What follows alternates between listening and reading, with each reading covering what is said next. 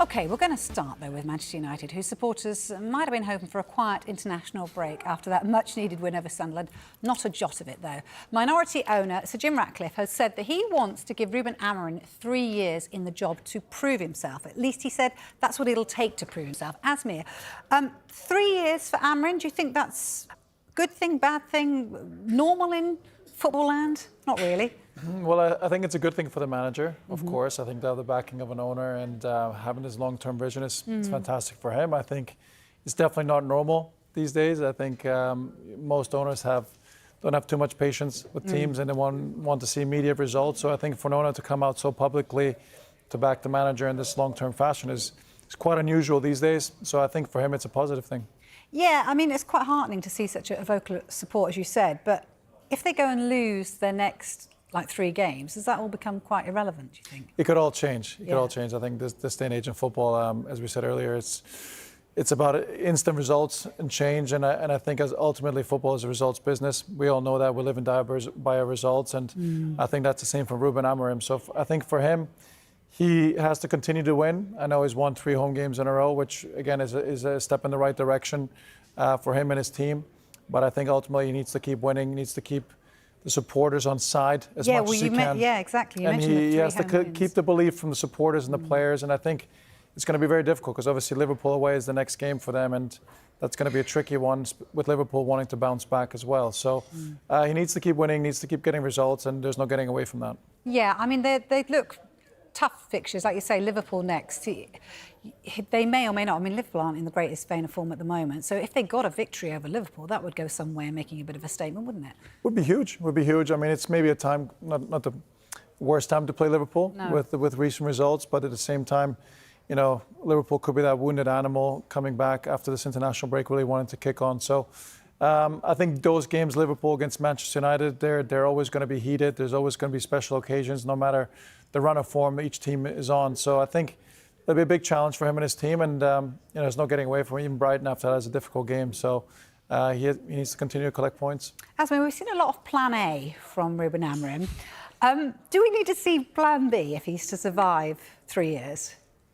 Seems very stuck on Plan A. He does. That's definitely the case, which I respect in a certain way, because I think, you know, as a manager, you need to come in and transfer those beliefs into the players, into the staff, and everyone surrounding around the club. There comes a point where results are important. You know, it's not all about the way you play football at times. So results become important.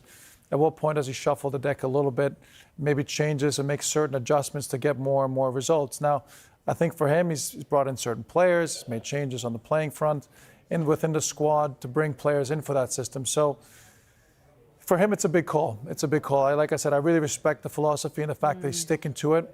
But at the same time, we've seen also the best managers in the world, you know, Pep Guardiola, likes of Mikel Arteta, adjust at times when it needed to because of obviously reasons to get those results. So something I wouldn't be surprised if he did at some point, but it seems very stuck in his ways at the moment. He does. And he was last week, Carve, bringing you in here, because he was last week kind of blaming pundits for getting into his players' heads. Now, Sir Jim seems to be suggesting that the media wants knee-jerk reactions. Journalists like you, young man.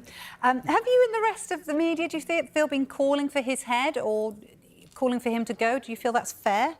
I don't think it is. Look, I'm a journalist, so I'm going to defend journalists. I was a bit surprised by what Jim Ratcliffe said, saying that, you know, he wasn't going to listen to the knee-jerk reaction of some journalist, as he called them. I have to say that Manchester United are such a big club. I would compare them to Real Madrid. If Real Madrid lose to Grimsby, with all due respect, if Real Madrid finish 15th in La Liga, imagine what the Spanish media would do to whoever would be the Real Madrid head coach at the time.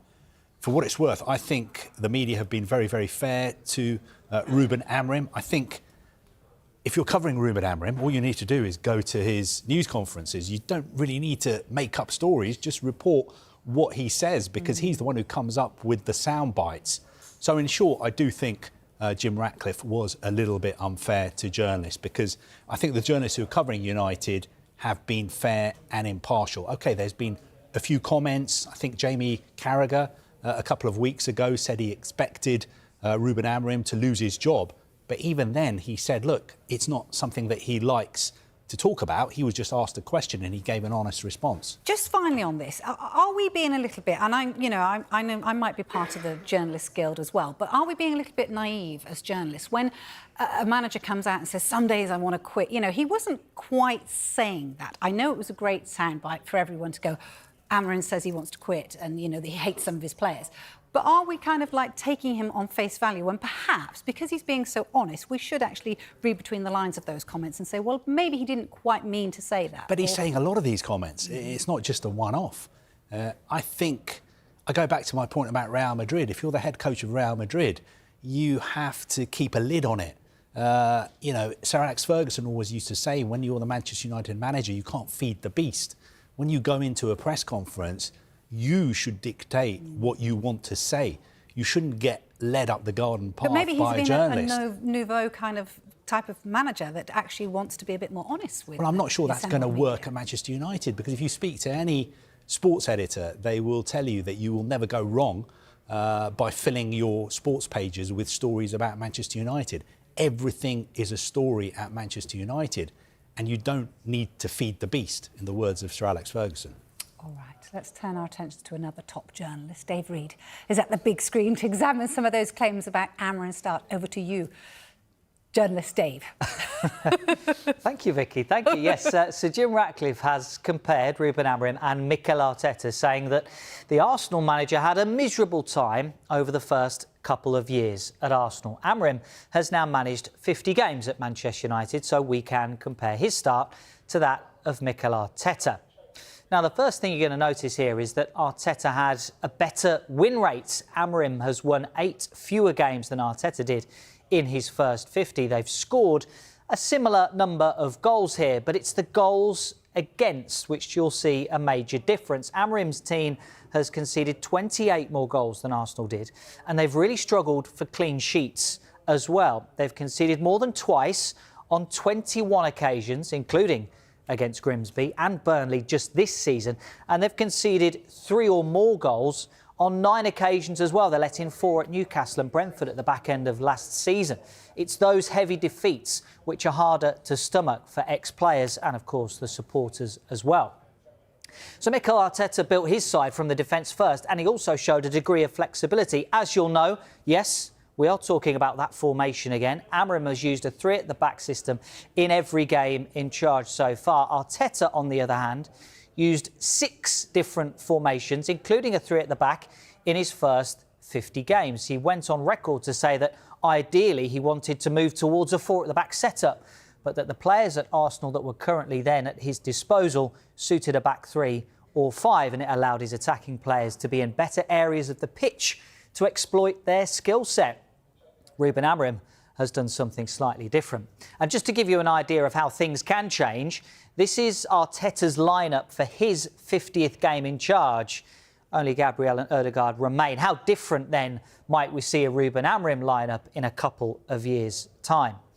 So let's take a closer look at Sir Jim Ratcliffe's quote that Arteta struggled for a couple of years when he took over. We've got Arsenal's league positions by day since Arteta taken over, with the dates along the bottom. Now, like Amorim, Arteta took over in the middle of a season. It's true, there were difficult runs of results. In the first few months of the campaign, Arteta had to navigate the COVID pandemic. That's that line there. But crucially, after that period, he also won the FA Cup. Now, after a year in charge, I know your eyes are getting drawn down here. Well, I'm going to get to that bit, don't worry. But we're going to start here, because on Christmas Day 2020, Arsenal were 15th in the table with just 4 wins from their opening 14 games. Now, had stadiums been full at that point, would the outcome for Arteta and his time in charge be different? You wonder. And again, at the start of the 2021-22 season here, Arsenal lost their opening 3 games, slumping to the bottom of the table. It seemed like at a couple of different points, Arsenal could have pushed the button on Arteta, but they were patient, and now there has been gradual and steady improvement. Arsenal in the title conversation for the last 3 years. Will that patience pay off for Manchester United and Sir Jim Ratcliffe if he gets 3 years? Yeah, it's an interesting one. Thank you very much for that, Dave. It's an interesting comparison, isn't it? And obviously it was Sir Jim Ratcliffe that used it himself in terms of Arteta. And Arteta was, at one stage, very much seen as somebody that could be facing the sack at that stage, you know, that Dave talks about. What do you make of the comparison between Arteta and Amorim? I can see the comparison, the fact that both projects at the time when Arteta took over and obviously when Amorim's taken over at Manchester United, it was going to be long-term projects. Yeah. There was going to be changes to the squad, to the players. There was, you know, different systems and different beliefs in the way they wanted to play. So I do see the comparison to the long-term project. Now, where we see the difference, and I definitely saw the difference with Arteta, he was definitely trying to find solutions. He was trying to find different solutions, really working hard into getting the best system for his players, getting those players fitted into that system and seeing what works best. And I think that's what the ownership saw as well. Whereas Amorim's taken a different approach with a system set in stone, and we're going to have to make it work one way or another within the system. So that's where I think it's a little bit tough to compare the two, especially because I like the way Arteta goes about it. He believes in his ways of playing, his principles. Systems can change, but the principles never change. Whereas Amorim is stuck on principles and systems, and I think that's where maybe he's getting a little bit more criticism and scrutiny than Arteta was, because Arteta was definitely searching for different solutions during his first couple of years at Arsenal.